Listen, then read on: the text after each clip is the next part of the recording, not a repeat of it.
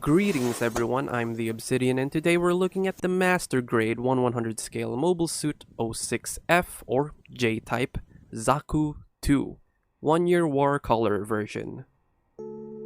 This kit was released in 2005 and was based on the classic PlayStation 2 game called Mobile Suit Gundam The 1-Year War.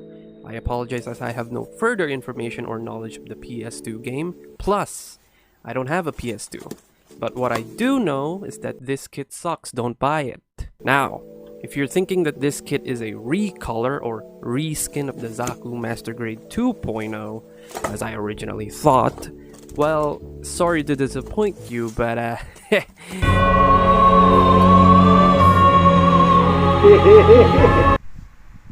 So, this kit is actually a reskin, recolor of the Zaku Master Grade 1.0, released all the way back from 1995. For your further information, the Master Grade line of gunpla kits, short for Gundam Plastic Model Kits, originally launched or made its first debut back in 1995. So this model kit right here is one of the first 3 original Master Grades that was made back in 1995. But Mika, you said this was made back in 2005. This 1-year war version was released back in 2005. See right there? But the kit itself is essentially the same original Master Grade 1.0 from 1995.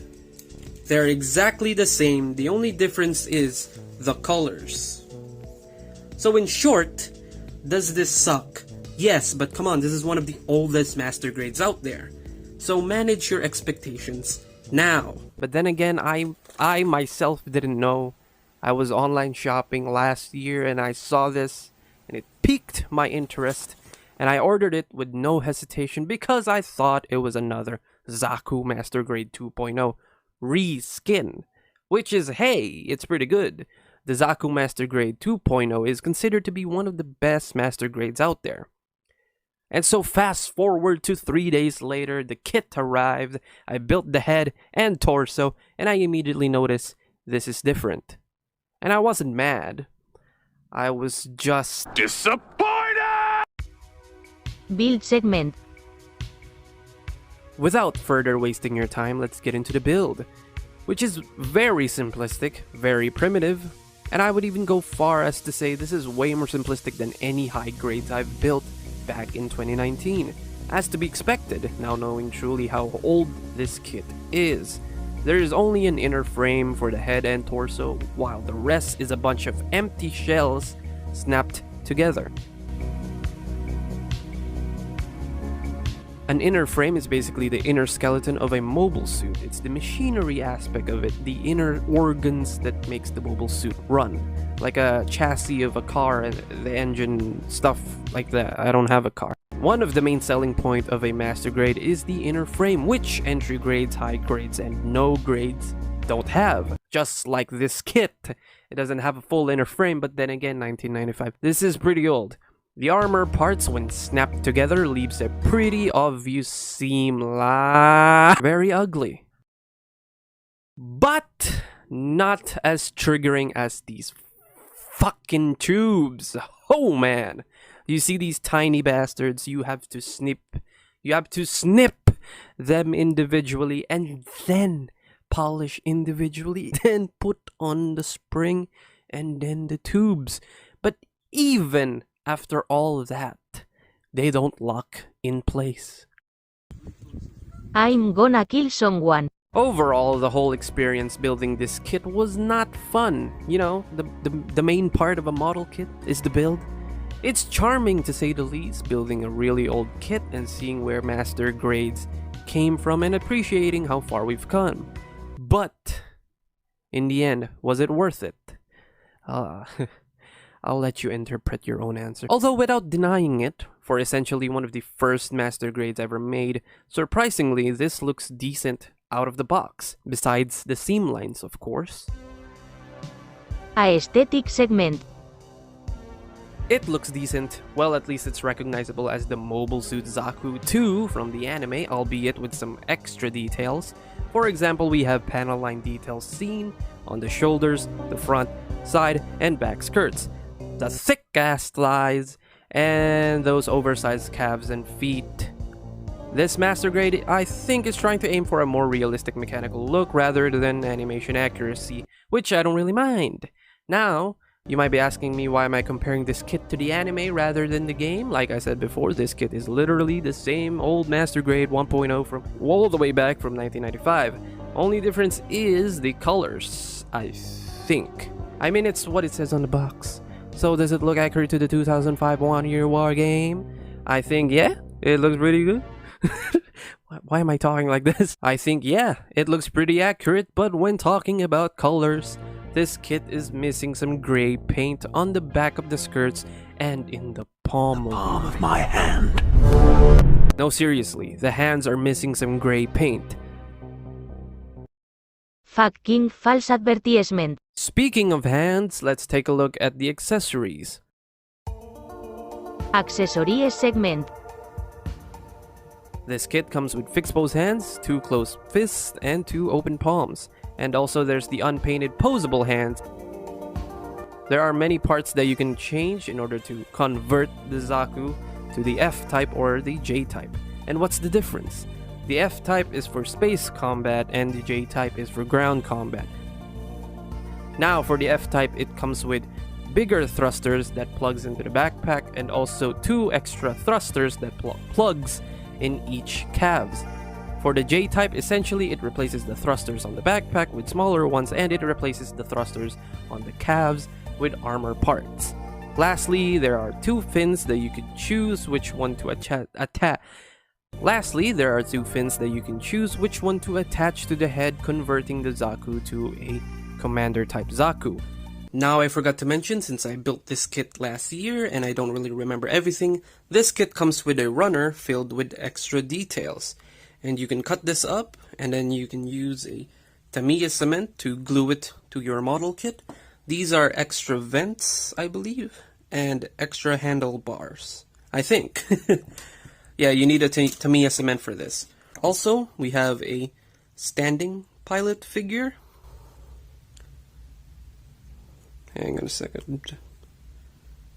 Son of a bitch. Look at that ass. Look at that ass. Anyways, we have a standing pilot figure, and we also have a sitting pilot figure. I forgot to mention that. Also, this thing comes with decals. We have some sticker type decals, and then we also have some dry transfer decals, which I already used. And now for the armaments, the MS-06 Zaku II Master Grade 1.0. Surprisingly, it comes with a lot of weapons. We have the 120mm Zaku machine gun, which looks pretty good. Most importantly, he could hold it really well despite the old hands being primitive. The handle and scope can move, and the drum magazine is removable and can be plugged in the side skirts or the ass. This weapon is surprisingly well for its age. No wonder it's the only weapon they bother showing him using. Oh boy. We have the 280mm Zaku bazooka, which he cannot hold. I mean, he can kind of hold it, but that looks stupid. When he does hold it, it's way too low in the ground. This thing is way too small. It's not worth it.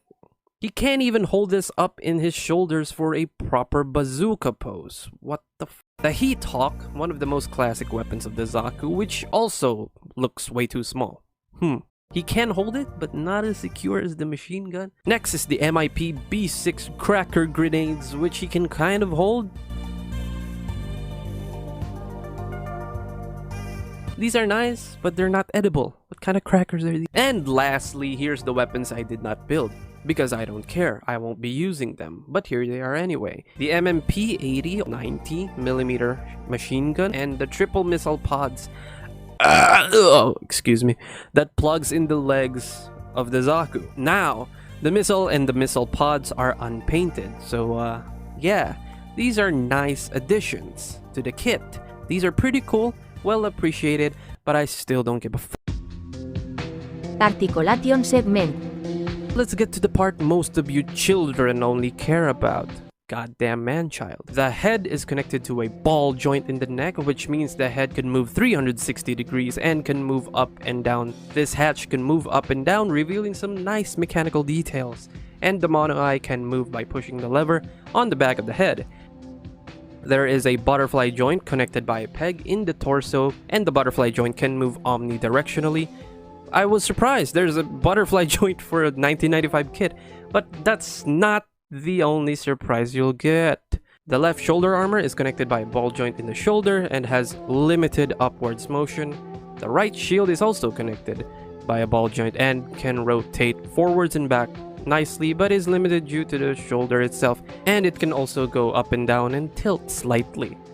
The shoulder is connected to the peg of the butterfly joint, which means this can rotate 360 degrees and it can do a good lateral raise. However, the left shoulder can only move that far because of the shoulder armor, while the right shoulder can raise laterally well after you extend the joint slightly and move the shield forwards or backwards. There you go. The bicep has a peg that connects to the shoulder, making it able to move 360 degrees. The bicep can only curl that far.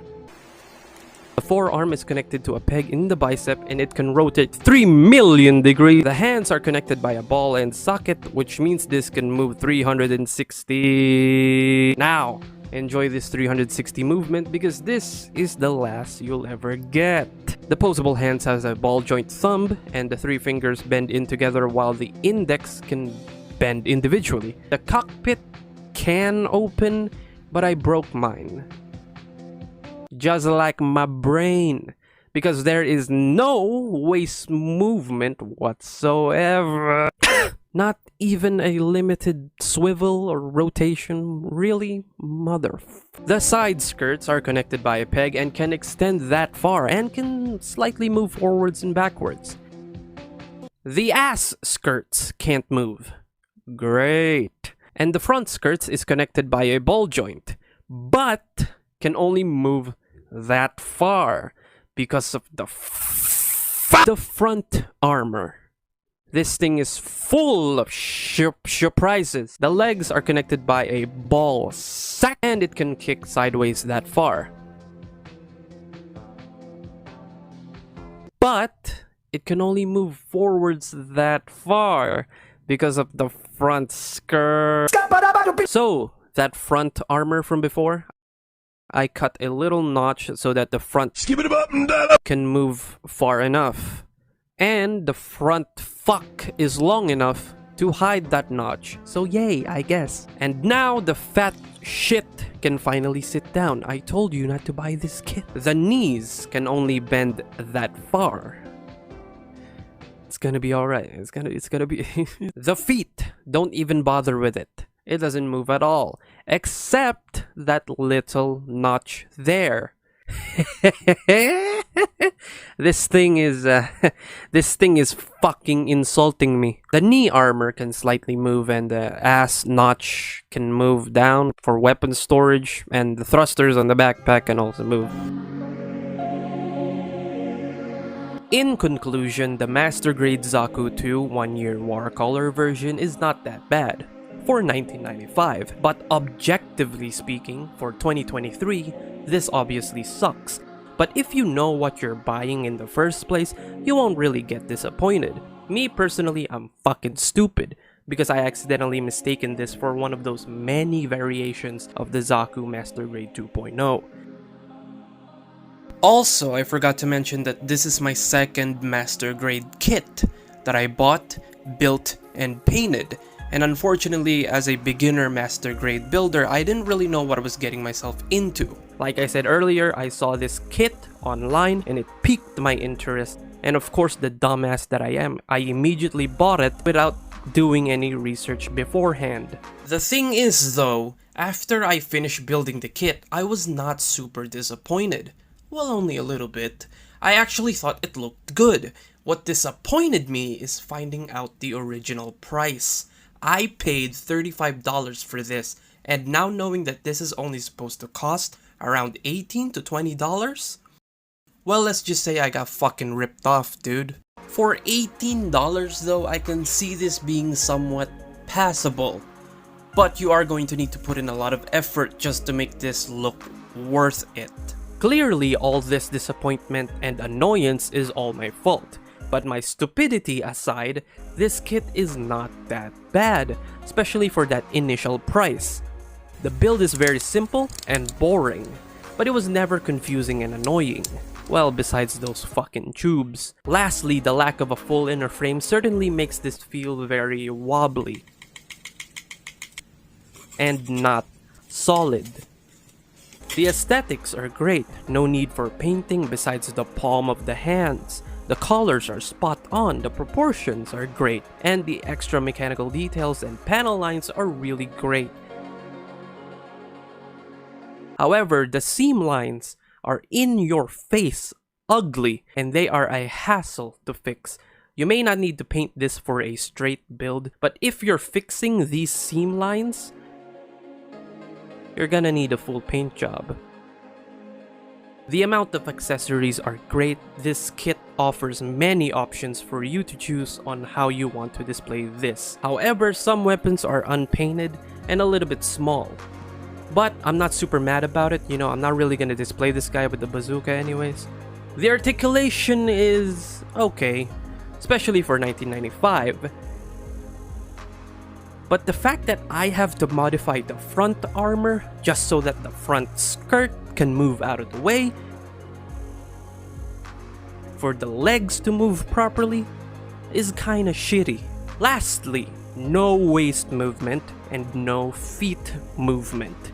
Me personally, I prefer stability over articulation, but the thing is, the feet fucking sucks. This thing falls over after you breathe on it wrong.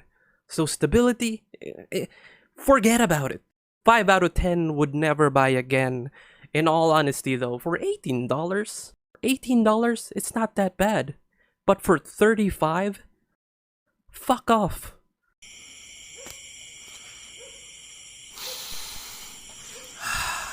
Finally, I can take a break and breathe. I've been editing this video for 2 weeks now. Look at that moon. That beautiful yellow moon.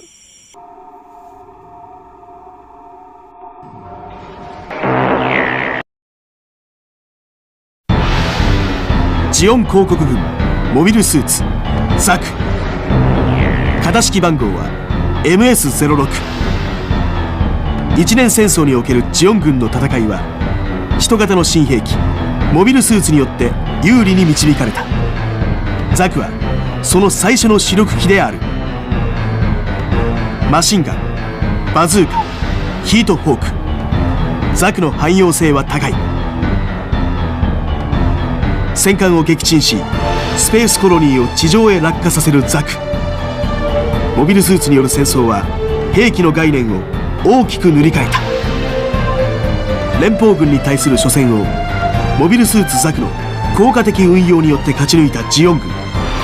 ザクは広告の力のシンボルとしてあらゆる戦場に投入され、高い汎用性と機動力で敵兵力を制圧、地球連邦に辛酸をなめさせた。ザクは人類の歴史にモビルスーツ戦の時代の幕開けという新しい1ページを書き記したのである。